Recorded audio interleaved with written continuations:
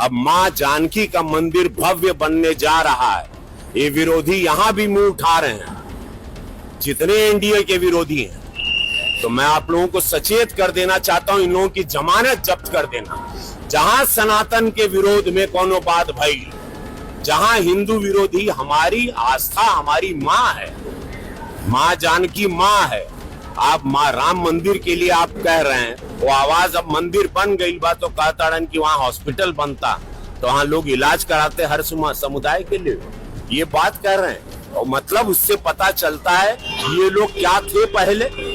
Bhojpuri cinema को, भोजपुरी में काम करके हिंदुत्व का नाम लेके सब कुछ किए, कमाए, खाए। आज भोजपुरी इंडस्ट्री बंद हो गया। भोजपुरी इंडस्ट्री जो हम राष्ट्रीय पुरस्कार दिलवा के चले थे, इन लोगों को मशाल दिए थे और हम थोड़ा सदन में गए। हम सदन में क्या चले गए, इन लोगों ने भोजपुरी को बेच दिया। इन लोगों से पूछना चाहिए भोजपुरी इंडस्ट्री क्यों बंद हो गई, क्यों काम बंद हो गया।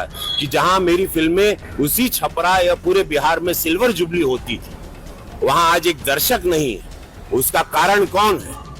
किसने भोजपुरी को बदनाम किया, किसने भोजपुरी की ये हालत की, किसने जो किया। तो आज वो लोग जवाब दें कि वो इंडस्ट्री पे ताला लगा के आप कोई और कुछ उम्मीदें देंगे। ये छूट पर, जहां पर एक जंगल राज था, उस दल के साथ जहां सनातनी विरोधी आवाजें निकलने लगी, राम मंदिर के खिलाफ आप लोग आवाज निकल रहे हैं, मां जानकी के मंदिर जो बनने जा रहा है उसके विरोध में आप लोगों की आवाजें निकल रही।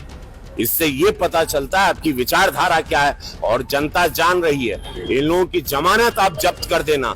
जो भी सनातन विरोधी बात कर रहा है, जो भी माँ बहन की सुरक्षा के साथ खिलवाड़ कर रहा है, हमारे सनातन, हमारे इतिहास को, जड़ों को उखाड़ के फेंकना चाहता है, उन लोगों को आप लोग पनपने ना दें।